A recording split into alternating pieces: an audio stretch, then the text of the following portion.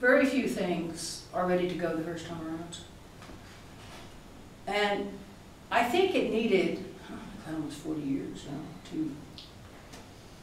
to get into some kind of form that was acceptable. Because one of the things that happens in this book, as you will see, and it's hard to do, I could only do it at this advanced stage of mine, because you have this scene I told you about, then it moves forward, and then it moves backward, all in the same framework. That's what I couldn't do. And, you know, I just would get so discouraged with it, and I thought, you know, I'm not going to live long enough to finish it. It's just, but then all at once it was like an epiphany.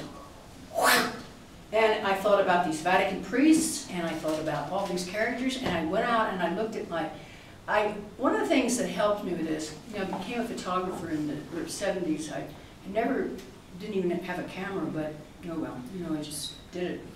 And I photographed the state of Colorado for several years. I took 12,000 photographs of the rural people. That book's out there too, in somewhere. But you see, they interlock. They're like this. The photography is part of this. This is part of photography. So it's not that I'm a photographer on this hand and over here a novelist. They're one and the same spirit, if you will. They're one and the same spirit. Also the poetry. John's got poetry books up there too. And I don't define myself as one or not. I am simply a creative person who's just been given certain gifts to do this. Well, so I photographed Colorado for a couple of years. Came up with all these pictures, really marvelous things. John's got one of those books out there too. And then I had been involved with the Taos people, very, very fortunate, since 1961. Wrote a bunch of books, I think 9 books I've done on them. And in 1984, I had great good fortune. My friends at Taos, I had never taken a single picture there, never. And my friend said, well, our son's getting married next month. Would you like to come down and photograph? Oh my God. So I went down and I photographed the wedding. I stayed 5 years. I got this sort of behind the scenes look at Tassboro. Took 10,000 photographs. You just blur the line between the reality and the imagination. And one writer once said, and it's true for me, work is its own reward. You have to like it better than being loved. That's a tall one. Okay, I would like the audience to come up with some questions. Anybody have anything? Nothing? Well, I have one. Okay, Skip. I didn't come in with this question, but you... Yeah, okay, we'll let him. Yeah, this is Richard McCord, the co-founder of the Santa Fe Reporter and a friend of mine for many, many, many long years.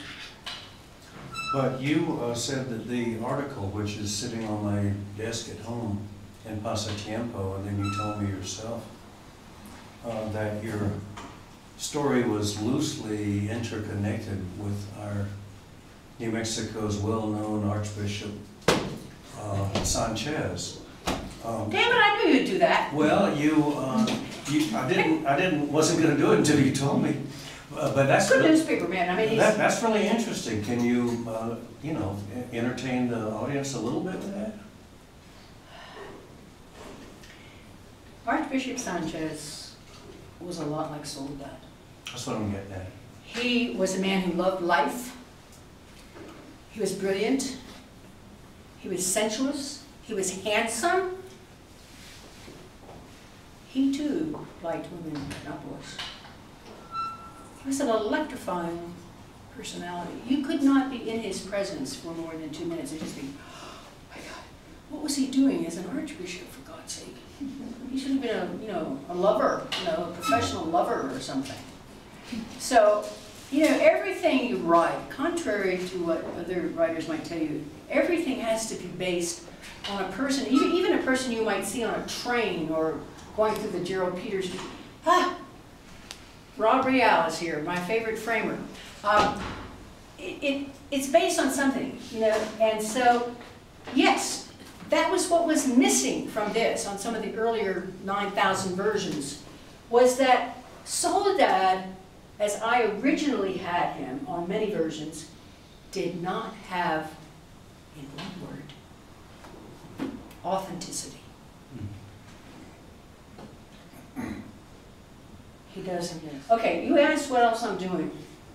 Well, there's another book that's about halfway finished, and I said it's even more far out than this one. But the same themes.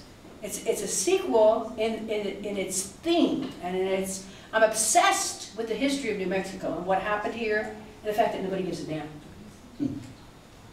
After you read this, you will. You'll see, you will understand, when you read this, why Soledad had to die on a cross.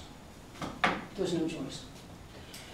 So the next one is a slight variation on this. It is about an Indian, it takes place in the late 1930s, who is unjustly accused of murder. And there's this big trial, but the trial is so far out, it's so weird. For instance, the jury consists of animals, wild animals. The jury foreman is a horse whose name is Horse. He is the original horse who came with Coronado in 1540. This is 400 years later. Doesn't matter. No, I can do whatever I want. And so the prosecution, these are all the conquistadors from way back. Yellowtail, there is a figure who represents the church. And he comes marching in. And he has to tell why he feels everybody should be Catholic. Now, I'm not going to tell you how this book turns out, but I'm sure, knowing me and knowing my work, you can guess. So I have that, but it's more of an intense effort than this. There's so much more to be. It's like, I know now how James Joyce felt when he was writing Ulysses. So that's what I want to do, but there's another one. Well, there's a book I've been working on for a long, long, long time. And it is, Larry knows this one, I think, Miss America Goodbye. And it's a story, again, it's, you know, twisted to be fictionalized. It's a story of an orphan girl who goes to live with her Irish mafia grandfather in Atlantic City during World War II. Miss America Goodbye. It's based on my grandfather and her great-grandfather, who was a bootlegger during Prohibition. And I do remember, during World War II, he was a black market guy. He's also one of the guys who started the Miss America pageant. Remember that picture of your grandmother? No, but yeah, your grandmother, when she was Miss Atlantic City? Karen grew up with all this stuff. So I've got a great deal done on that. I've got thousands of pages. Thousands. And this girl, you know, we meet her when she's like 12, and then we see her when she's about 16, and she's actually, grandfather's gone off to the penitentiary, and she's running a model at 16. My favorite scene in here, just so you can look for it, I don't know where it is, I can't read it. My favorite scene, there are many, I like this beginning thing too, you know, it's just so far out, so weird. But there's a scene in there where the cacique's wife knows she's going to die. She's dying. And in the Indian way, they don't try to prevent it. They don't take them off to the emergency room. And so she packs her little bundle and she goes off into the mountains to a cave. And it's still wintertime. And she goes into the cave. And here's this bear, right? And here's this bear at the back of the cave, snoring away. She lies down beside him.